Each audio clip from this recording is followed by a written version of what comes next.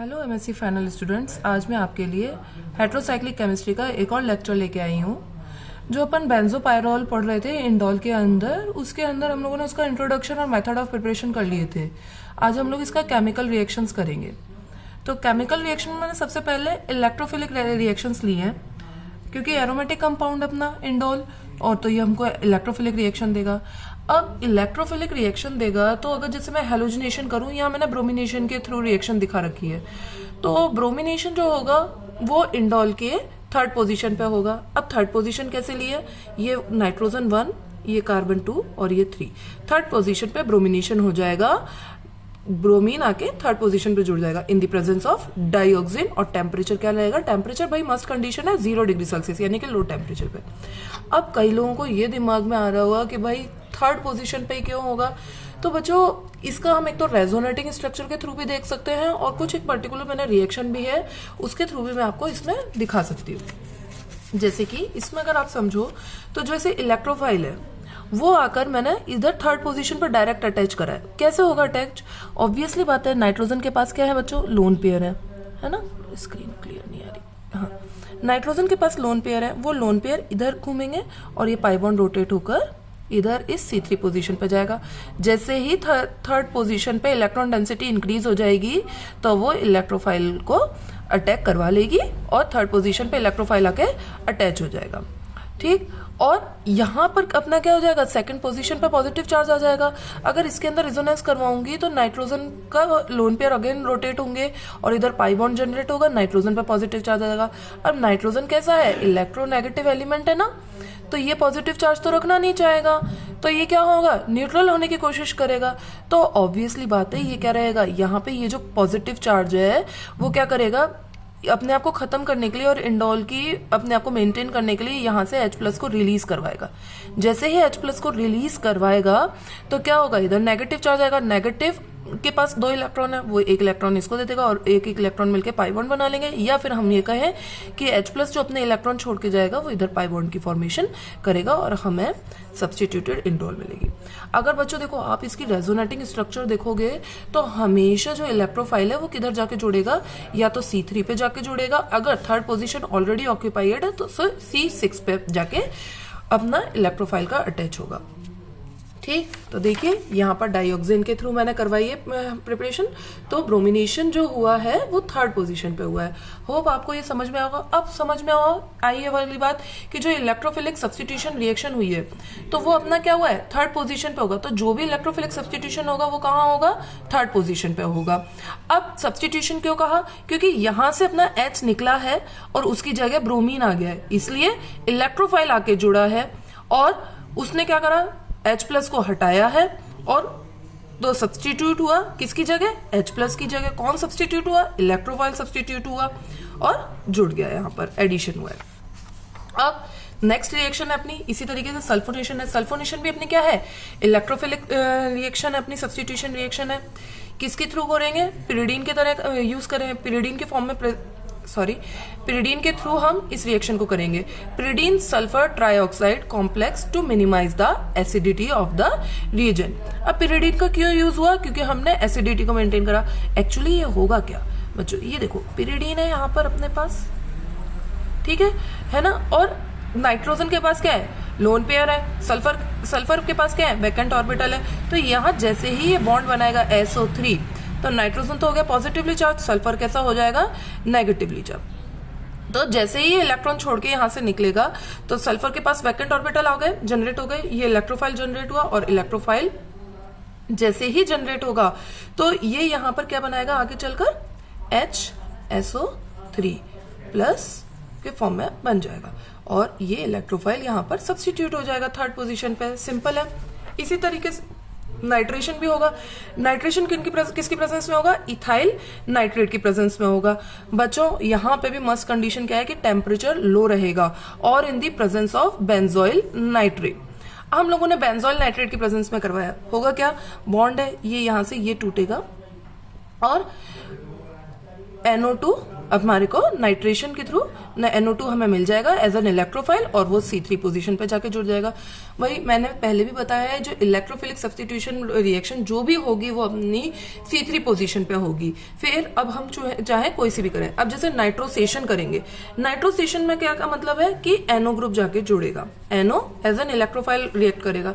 होगा क्या, sodium NaNO2 के साथ रिएक्शन होगी, एसिडिक कंडीशन है ये, तो क्या करेगा, Na2O अलग होगा और नाइट्रोसोनियम आयन बनेगा। ये nitrosonium ion as an electrophile react करेगा और ये इलेक्ट्रोफाइल है तो फिर कहां जाकर अटैक करेगा, C3 पोजीशन पे। ठीक है। अगर जैसे क्लोरीनेशन भी करवाएंगे तो क्लोरीनेशन भी होगा तो किसकी, थायोनाइल क्लोराइड की प्रेजेंस में होगा, SO2 Cl2 की प्रेजेंस में रिएक्शन होगी तो अगेन क्लोरीन कहां पर जाके जोड़ेगा, C3 पोजीशन पे जाके जोड़ेगा। सिंपल है ये सब इलेक्ट्रोफिलिक सब्स्टिट्यूशन रिएक्शन, है ना बच्चों। अब इसी तरीके से लास्ट अपनी आती है Friedel craft reaction. Friedel craft reaction में बच्चों अपनी दो होती है, एसाइलेशन और एल्काइलेशन, है ना। एल्काइलेशन की बात करूं तो ये एल्काइलेशन किसके प्रेजेंस में होगा, एल्काइल हैलाइड लेंगे भाई, है ना, RX के साथ। इसमें सॉल्वेंट कौन यूज होगा, DMF या DMSO, डाइमेथाइल सल्फोक्सोनियम एलाइड और डाइमेथाइल फॉर्मेलाइड। अब in the presence of acyl halide की प्रेजेंस में रहेंगे रिएक्शन तो एसाइल हैलाइड लिया जाएगा, RCOX। ठीक है। प्रोडक्ट क्या बनेगा, ऑब्वियसली बात है, यहां से जैसे ही ये X प्लस, देखो मैंने एरो ऑलरेडी बना रखा है, X माइनस यहां से निकलेगा, कार्बोनिल वाला कार्बन वैसे भी इलेक्ट्रॉन डेफिशिएंट है, लीविंग ग्रुप निकलने वाला बैठा है तो यहाँ पर पॉजिटिव चार्ज जनरेट हो जाएगा। इसी तरीके से X माइनस यहां से निकलेगा, एल्काइल ग्रुप पे पॉजिटिव चार्ज जनरेट हो जाएगा। यहाँ एल्काइल है इलेक्ट्रोफाइल, यहाँ पर कौन है, acyl as an electrophile behave करेगा। तो एसाइलेशन में प्रोडक्ट क्या बनाएगा, एसाइल इंडोल बनाएगा और एल्काइलेशन में प्रोडक्ट क्या बनाएगा, एल्काइल इंडोल बनाएगा। अब आगे करते हैं हम लोग न्यूक्लियोफिलिक सब्स्टिट्यूशन रिएक्शन करते हैं। तो बच्चों इसकी अगर मैं न्यूक्लियोफिलिक सब्स्टिट्यूशन की बजाय हम यहाँ पर अगर मान लो एल्काइल लिथियम कहें तो ज्यादा अच्छा रहेगा इसके लिए, है ना। एल्काइल लिथियम के साथ रिएक्शन कराते हैं तो भाई बल्कि लिथियम लिया है मैंने, N ब्यूटाइल लिथियम के साथ रिएक्शन कराई, सॉल्वेंट कौन लिया, ईथर लिया है। तो क्या करेगा, सबसे पहले तो ये क्या करेगा, यहां से H प्लस को निकालेगा और लिथियम को ऐड करवाएगा, लिथिएशन होगा यहाँ पर, है ना। अब कार्बन डाइऑक्साइड के साथ जैसे ही रिएक्शन होगी तो भाई है क्या, एक्चुअली ये चीज है ना। तो अब यहां पर क्या होगा, ये ये O माइनस हुआ, कार्बन पे पॉजिटिव चार्ज आ गया। भाई नाइट्रोजन ऑलरेडी नेगेटिव चार्ज में है और लिथियम क्या है, पॉजिटिवली चार्ज है। तो अब क्या होगा, जैसे ही एसिडिक मीडियम में लिया है ना तो एसिडिक मीडियम क्या करेगा, H प्लस देगा। O पे माइनस चार्ज है, वो अपने आप को न्यूट्रल करने के लिए इस एसिड से क्या ले लेगा, H प्लस ले लेगा। पर कार्बन तो अभी भी इलेक्ट्रॉन डेफिशिएंट रह गया तो ये लिथियम को यहां से निकालेगा, है ना, और नाइट्रोजन के पास जो इलेक्ट्रॉन्स है वो इसको दे देगा और एसिड की फॉर्मेशन करेगा। ठीक है। न्यूक्लियोफिलिक सब्स्टिट्यूशन रिएक्शन समझ में आई होगी। अब अपन देखते हैं रिडक्शन। रिडक्शन देखेंगे तो रिडक्शन में मैंने यहाँ पर सिर्फ दो ही रिएक्शंस लिखा रखी हैं आपको, एक तो 10HCl की प्रेजेंस में करें या ZnH3PO4 की प्रेजेंस में रिएक्शन करें या रेने निकल गई। अगर 10HCl की प्रेजेंस में रिएक्शन करते हैं तो इंडोल रिंग का जो पाई बॉन्ड है वो रिड्यूस होता है और इंडोलिन बनाता है, जबकि रेने निकल क्या है, पूरी बेंजीन रिंग और इंडोल दोनों को ही क्या कर देगा, रिड्यूस कर देगा और ऑक्टोहाइड्रो इंडोल बनाएगा, है ना। सिंपल रिएक्शंस हैं ये सब, कोई इतने डिफिकल्ट नहीं है। अब कुछ अपनी बेसिक्स रिएक्शन है जो और भी नाम से आ जाती है तो वो मैंने सब एक साथ लिख दिए हैं, थ्योरी की जरूरत है नहीं है। जैसे इंडोल की मैनिक रिएक्शन हो गई, रीमर टीमन रिएक्शन हो गई, ऑक्सीडेशन हो गया, डाइमराइजेशन हो गया। भाई डाइमराइजेशन तो देखो HCl और एथाइल अल्कोहल के प्रेजेंस में अगर हम कराएंगे तो ये भी C3 पोजीशन पे ही होगा। कहाँ होगा बच्चों, C3 पोजीशन। ध्यान रखना 3 पोजीशन पे सबसे पहले होगा, उस पे नहीं, अगर वो ऑलरेडी गिरी हुई है तो 2 पोजीशन, देन 6 पोजीशन पे जाके रिएक्शन अपनी होनी है। 3, 2, 6 ये 3 चीजें याद रखना, एक ट्रिक याद रखना, ऑब्वियसली हो जाएगा। ऑक्सीडेशन है तो, है ना, हम एसिड की प्रेजेंस में ऑक्सीडेशन कराएंगे तो क्या क्या होगा, ये पाई बॉन्ड टूटेगा। जैसे ही पाई बॉन्ड टूटेगा ऊपर तो एल्डिहाइड बनेगा, क्यों, एल्कीन है तो यहाँ तो एल्डिहाइड बन जाएगा, और यहाँ पर क्या है, नाइट्रोजन है ना, तो यहाँ पर कौन बन जाएगा, एमाइड बन जाएगा। ये सिंपल है। रीमर टीमन में क्या होता है, किसकी प्रेजेंस में होगी, क्लोरोफॉर्म और बेस की प्रेजेंस में रिएक्शन होगी तो क्या बनाएगा, एल्डिहाइड बनाएगा। बच्चों ये चीज ध्यान रखना, रीमर टीमन रिएक्शन हो चाहे गेटरमान कोच रिएक्शन हो, मैंने गेटरमान कोच रिएक्शन इसमें लिखी नहीं है थोड़ा जल्दी के चक्कर में, तो रीमर टीमन हो चाहे गेटरमान कोच रिएक्शन आ जाए, आपका प्रोडक्ट दोनों में यही बन रहा है, आपका एल्डिहाइड सब्स्टिट्यूटेड इंडोल बनेगी। मैनिक रिएक्शन में ध्यान दीजिएगा, क्या होगा, ACOH, H2O, Me2NH और CH2 डबल बॉन्ड O, इनकी प्रेजेंस में जब रिएक्शन होगी तो प्रोडक्ट क्या बनता है, CH2 and Me2 आपके साथ आके जुड़ जाता है। सिंपल सी है ये सारी की सारी अपनी केमिकल प्रॉपर्टीज, इतना ज्यादा हाई फाई नहीं है, तो मैं होप करती हूँ कि आप सबको ये बेसिक सी समझ में आई होंगी, है ना। अब इनकी केमिकल प्रॉपर्टीज तो हो गई, केमिकल रिएक्शंस हो गई, अब मेडिकल एप्लीकेशंस ऑफ बेंजोपायरल्स हम पढ़ते हैं। तो जो मेडिसिनल एप्लीकेशंस अगर बात करें तो केमिस्ट्री का तो बहुत वाइड रोल है, आप जानते ही है, मेडिसिन में केमिस्ट्री ही तो है और क्या है, केमिकल्स ही तो है।